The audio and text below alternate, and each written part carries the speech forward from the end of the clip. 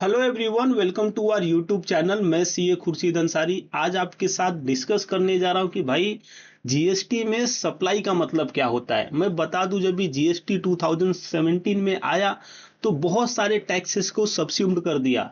Like excise duty को subsumed कर दिया। ओके, उसके बाद से वैट को कर दिया, सर्विस टैक्स को कर दिया, ठीक है ना, सीएसटी को कर दिया। ओके, तो हर जगह पे ये चीजें हट गई और उसके जगह पे जीएसटी आ गया। तो जीएसटी में इतना पावर होना चाहिए ना भाई, कि जो जो चीजें सब्स्यूम्ड हो गई वहां वहां से अभी जीएसटी के थ्रू ही गवर्नमेंट को रेवेन्यू मिल जाए, गवर्नमेंट को टैक्स मिल जाए। ओके, और इसीलिए गवर्नमेंट ने जो सप्लाई का डेफिनेशन बताया वो बहुत ही वाइड बताया, बहुत ही वाइड बनाया। मतलब एक ऐसा जाल फेंका साहब जहां पे हर चीजें कवर होने लगी सप्लाई में और उस पे जीएसटी लेने लगा गवर्नमेंट। ओके, मैं बता दूं, जीएसटी में जो टैक्सेबल इवेंट है वो सप्लाई है। ओके, तो सप्लाई होगा तो जीएसटी लगेगा। तो आज मैं आपके साथ ये डिस्कस करने जा रहा हूं कि भाई ये सप्लाई का मतलब क्या होता है। ओके, तो देखिए, सेक्शन 7 सबसेक्शन 1 क्लॉज ए क्या बोलता है।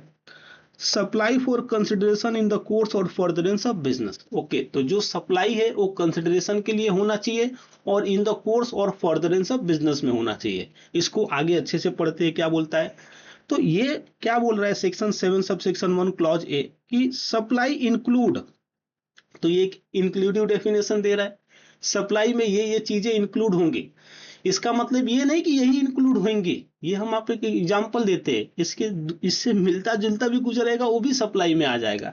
ठीक है, ऑल फॉर्म्स ऑफ सप्लाई, तो हर तरह की सप्लाई, जैसे कि सच एज सेल्स हुआ। सेल्स में क्या हुआ, सेलर ने बायर को गुड्स दिया और बायर ने पैसा दिया। ओके, ट्रांसफर हुआ, कोई एक चीज एक पर्सन से दूसरे पर्सन के पास ट्रांसफर हो गया, अब वो पर्सन यूज करेगा। ओके, बार्टर हुआ।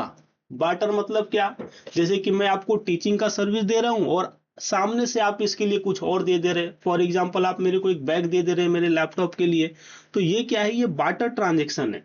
तो बोला जा रहा है ये बार्टर ट्रांजेक्शन पे जीएसटी लगेगा क्योंकि इसको सप्लाई माना जाएगा। और मैं बता दूं, इस पे 2 वे जीएसटी लगेगा। मतलब क्या, मैं जो टीचिंग की सर्विस दूंगा उस पे मुझे जीएसटी लगाना पड़ेगा और जो आप मेरे को बैग दोगे उस पे आपको जीएसटी देना लगाना पड़ेगा। ओके, देन बार्टर एक्सचेंज भी वैसा ही होता है, जैसे कि नया दो पुराना लो।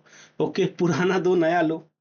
देन लाइसेंस, लाइसेंस मतलब क्या होता है कि आपको कुछ यूज करने का राइट्स दिया जाता है। ओके, तो गवर्नमेंट अगर जो आपको लाइसेंस देती है किसी चीज का, फॉर एग्जांपल लिकर लाइसेंस, तो उस पे जीएसटी लगता है, उसकी बात कर रहे हैं यहाँ पे। देन रेंटल, तो ये हर चीजें सप्लाई में आएंगी। देन लीज हो गया, डिस्पोजल हो गया। डिस्पोजल मतलब क्या होता है, तो आपके बिजनेस में कोई एक ऐसा एसेट है अभी ये जो यूजफुल नहीं है, तो आप उसको डिस्पोज कर रहे हो, किसी भी भाव में बेच रहे हो, तो गवर्नमेंट बोल रही है भाई इसे भी हम सप्लाई मानेंगे और इस पे जीएसटी लगाएंगे। ओके, तो क्या होता है, ये ऑल फॉर्म्स ऑफ सप्लाई। तो गवर्नमेंट का जाल देख रहे हो, सप्लाई का हर चीजों को कवर कर रहा है। मतलब कैसे भी गवर्नमेंट को चाहिए जीएसटी अगर जो कोई ट्रांजेक्शन होता है तो। ओके, अब ये किस चीज का होना चाहिए बताइए। तो गुड्स का होना चाहिए या फिर सर्विस का होना चाहिए और साथ या फिर साथ में दोनों का होना चाहिए। ओके, तो ये जो चीजें हैं, या तो गुड्स का होए, या तो सर्विस का होए, या तो साथ में दोनों का होए। ओके, या तो ये सप्लाई हो चुका है या फिर एग्री टू बी मेड। मतलब आप समझ रहे हैं, गवर्नमेंट ऐसा नहीं बोल रही कि आप सप्लाई कर लोगे तो ही हम जीएसटी लेंगे आपसे। आपने एग्रीमेंट किया ना कि 5 महीने बाद या 5 दिन बाद सप्लाई करोगे, ये ट्रांजेक्शन करोगे, तो गवर्नमेंट बोल रही है भाई उसको भी हम सप्लाई मानेंगे और उस पर जीएसटी लगेगा। और यही कारण है कि in case of supply of services, जो एडवांस रिसीव्ड रहता है उस पर जीएसटी लगता है।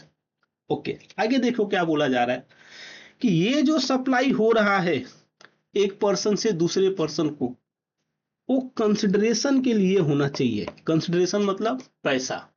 मतलब मैं आपको टीचिंग का इनकेस सर्विस दे रहा हूं तो आप उधर से मुझे पैसे दो, 1,000 दो, 2,000 दो। अगर जो मैं आपसे पैसा नहीं ले रहा हूं तो ये एब्सेंस ऑफ कंसिडरेशन हुआ, तो यहां पे जीएसटी नहीं लगेगा।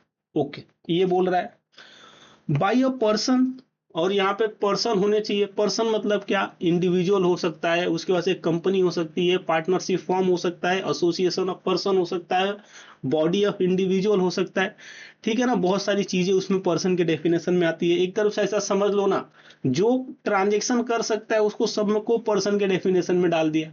ओके, इंपॉर्टेंट क्या है, थोड़ा गौर फरमाइएगा साहब। तो इंपॉर्टेंट ये है, इन द कोर्स और फर्दरेंस ऑफ बिजनेस, ये जो सप्लाई है इन द कोर्स और फर्दरेंस ऑफ बिजनेस में होएगा तो ही उस पे जीएसटी लगेगा। ओके, तो ही उसको सप्लाई माना जाएगा। ओके, तो इससे आप क्या समझ रहे हो, इन द कोर्स और furtherance of business. For example, आपके घर पे एक टीवी है, ठीक है, आप टीवी देखते हो, अभी वो आप सोच रहे हो कि टीवी में बेच दूं और नया टीवी लाऊं, तो जो आप टीवी बेचोगे उस पे जीएसटी लगेगा क्या? जीएसटी नहीं लगेगा। क्यों नहीं लगेगा साहब? क्योंकि आप वो टीवी का बिजनेस नहीं कर रहे हो। That transaction is not in the course or furtherance of business, and because of that, at the time of selling of that TV by you, you are not supposed to charge GST on this transaction.